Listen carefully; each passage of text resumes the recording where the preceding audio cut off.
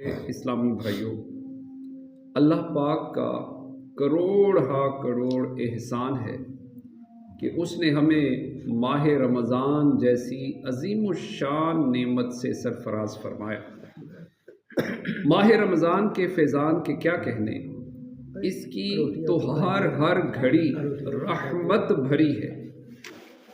اس مہینے میں اجر و ثواب بہت ہی بڑھ جاتا ہے۔ نفل کا ثواب فرض کے برابر اور فرض کا ثواب 70 گنا کر دیا جاتا ہے۔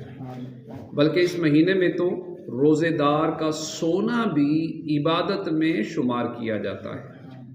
عرش اٹھانے والے فرشتے روزے داروں کی دعاؤں پر آمین کہتے ہیں، اور ایک حدیث پاک کے مطابق رمضان کے روزہ دار کے لیے دریا کی مچھلیاں افطار تک دعائیں مغفرت کرتی رہتی ہیں۔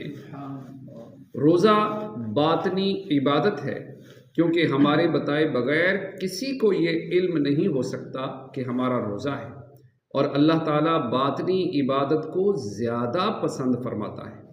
ایک حدیث پاک کے مطابق روزہ عبادت کا دروازہ ہے۔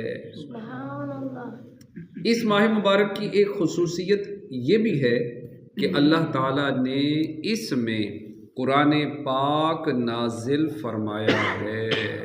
سبحان اللہ، گویا کہ یہ قرآن کے نزول کا مہینہ بھی ہے۔ صلو علی الحبیب صلی اللہ تعالی علی محمد صلی اللہ علیہ وسلم۔